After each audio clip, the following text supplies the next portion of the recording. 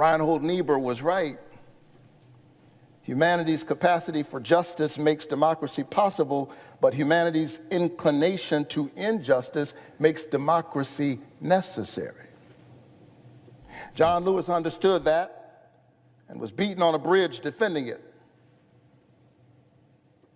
Amelia Boynton, like so many women not mentioned nearly enough, was gassed on that same bridge. A white woman named Viola Luiso was killed. Medgar Evers was murdered in his own driveway. Schwerner, Cheney, and Goodman, two Jews and an African American standing up for that sacred idea of democracy, also paid the ultimate price. And we in this body would be stopped and stymied by partisan politics, short-term political gain, Senate procedure. I say let's get this done no matter what. I urge my colleagues to pass these two bills, strengthen and lengthen the cords of our democracy, secure our credibility as the premier voice for freedom-loving people and democratic movements all over the world, and win the future for all of our children. Mr. President, I yield the floor.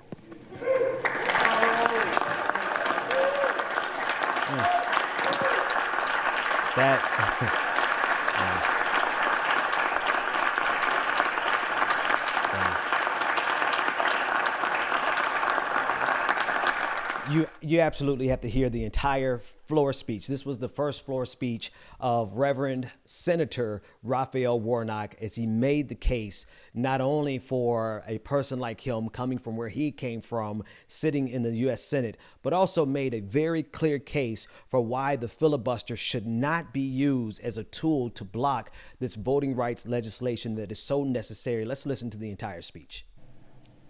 Mr. President, at the time of my birth, Georgia's two senators were Richard B. Russell and Herman E. Talmadge, both arch segregationists and unabashed adversaries of the civil rights movement. After the Supreme Court's landmark Brown versus Board ruling outlawing school segregation, Talmadge warned that blood will run in the streets of Atlanta. Senator Talmadge's father, Eugene Talmadge, former governor of our state, had famously declared, "The South loves the Negro in his place, but his place is at the back door." When once asked how he and his supporters might keep black people away from the polls, he picked up a scrap of paper and wrote a single word on it: pistols. Yet there is something in the American covenant, in its charter documents, and its Jeffersonian ideals that bends toward freedom. And led by a preacher and a patriot named King, Americans of all races stood up.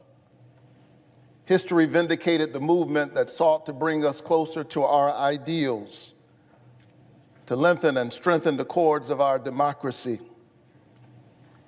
And I now hold the seat, the Senate seat, where Herman E. Talmadge sat. And that's why I love America. I love America because we always have a path to make it better, to build a more perfect union. It is a place where a kid like me who grew up in public housing, first college graduate in my family, can now stand as a United States Senator. I love America because we always have a path to make it better, to build a more perfect union. It is a place where a kid like me who grew up in public housing, first college graduate in my family, can now stand as a United States Senator. I had an older father. He was born in 1917. Serving in the Army during World War II, he was once asked to give up his seat to a young teenager while wearing his soldier's uniform. They said making the world safe for democracy. But he was never bitter. And by the time I came along, he had already seen the arc of change in our country. And he maintained his faith in God and in his family and in the American promise, and he passed that faith on to his children. My mother grew up in Waycross, Georgia. You know where that is? It's way across Georgia. And like a lot of black teenagers in the 1950s, she spent her summers picking somebody else's tobacco and somebody else's cotton. But because this is America, the 82-year-old hands that used to pick somebody else's cotton went to the polls in January and picked her youngest son to be a United States Senator.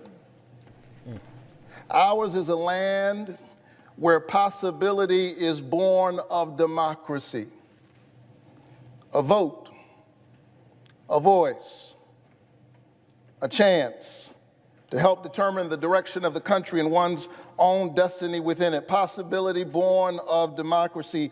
That's why this past November and January, my mom and other citizens of Georgia grabbed hold of that possibility and turned out in record numbers, 5 million in November. And the people of Georgia sent their first African-American senator and first Jewish senator, my brother John Ossoff, to these hallowed halls. But then what happened? Some politicians did not approve of the choice made by the majority of voters in a hard-fought election in which each side got the chance to make its case to the voters. And rather than adjusting their agenda, rather than changing their message, they are busy trying to change the rules. We are witnessing right now a massive and unabashed assault on voting rights, unlike anything we've ever seen since the Jim Crow era.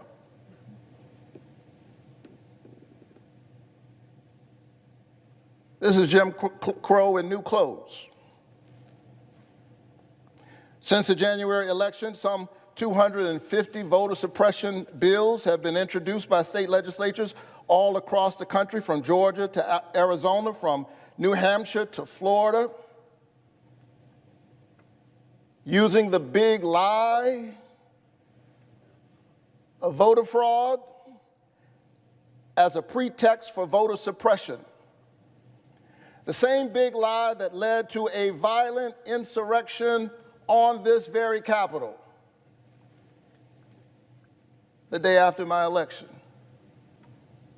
Within 24 hours, we elected Georgia's first African-American Jewish senator, and hours later, the Capitol was assaulted.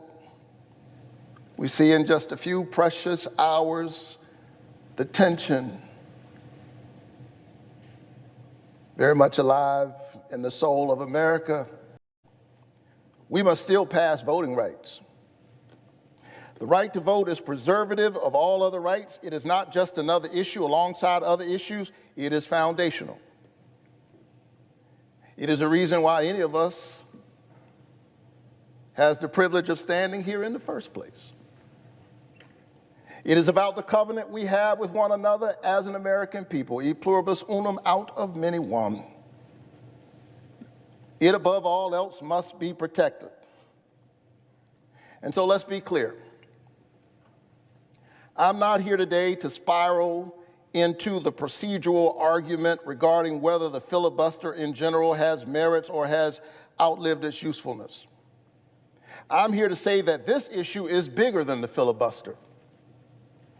I stand before you saying that this issue, access to voting and preempting politicians' efforts to restrict voting, is so fundamental to our democracy that it is too important to be held hostage by a Senate rule, especially one historically used to restrict expansion of voting rights.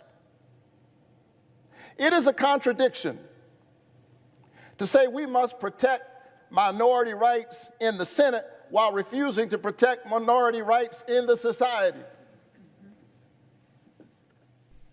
Colleagues, no Senate rule should overrule the integrity of our democracy. And we must find a way to pass voting rights whether we get rid of the filibuster or not. Reinhold Niebuhr was right. Humanity's capacity for justice makes democracy possible, but humanity's inclination to injustice makes democracy necessary. John Lewis understood that and was beaten on a bridge defending it. Amelia Boynton, like so many women not mentioned nearly enough, was gassed on that same bridge. A white woman named Viola Luiso was killed. Medgar Evers was murdered in his own driveway. Schwerner, Cheney, and Goodman, two Jews and an African American standing up for that sacred idea of democracy, also paid the ultimate price. And we in this body would be stopped and stymied by partisan politics, short-term political gain, Senate procedure. I say let's get this done no matter what. I urge my colleagues to pass these two bills, strengthen and lengthen the cords of our democracy, secure our credibility as the premier voice for freedom-loving people and democratic movements all over the world, and win the future for all of our children. Mr. President, I yield the floor.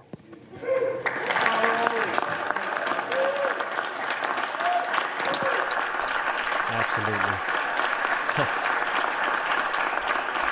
Absolutely amazing.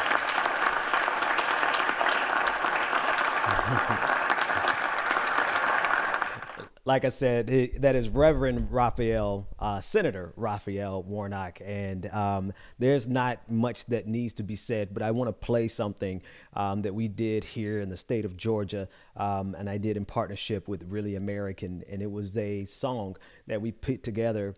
We put it together for the special election specifically to help Raphael Warnock and Jon Ossoff get elected. And it got nearly 1 million views on Twitter alone. And it's Stand Up Georgia. And I want to play it again because, one, it's kind of a gospel song. But two, it's time for Georgia to stand up again because there's an all-out assault on voting rights that's happening in our state right now. They are angry that Raphael Warnock and Jon Ossoff won. And they're angry that Donald Trump did not win Georgia, and they're doing everything they can to stop it. And so once again, it's time for Georgia to stand up. I'm a resident of Georgia. I'm a resident of Georgia. I'm a resident of Georgia. I am a resident of Georgia. A resident of Georgia. I am standing up to vote in a special election on January 5th. January 5th. January 5th. January 5th. Because I'm passionate about voting and to make sure that everybody knows that every vote counts. Because I feel that Georgia needs a voice. More leaders in our Senate. To shape our present and enhance our future. I'm standing up to oppose bigotry, Racism. Income inequality. Greed. Corruption. for healthcare. For healthcare. For healthcare for all. Stand up. Stand up for the future of Georgia. Stand up for the future of Georgia. Like an old sweet song keeps Georgia on I can't wait. And I'm standing up to fight for the people of Georgia. Stand up. Stand up, people, for the people of Georgia. I am standing up for the people of Georgia. For Georgian farmers. And I'm standing up. And I'm standing to fight for the people of Georgia. Stand up and vote January 5th in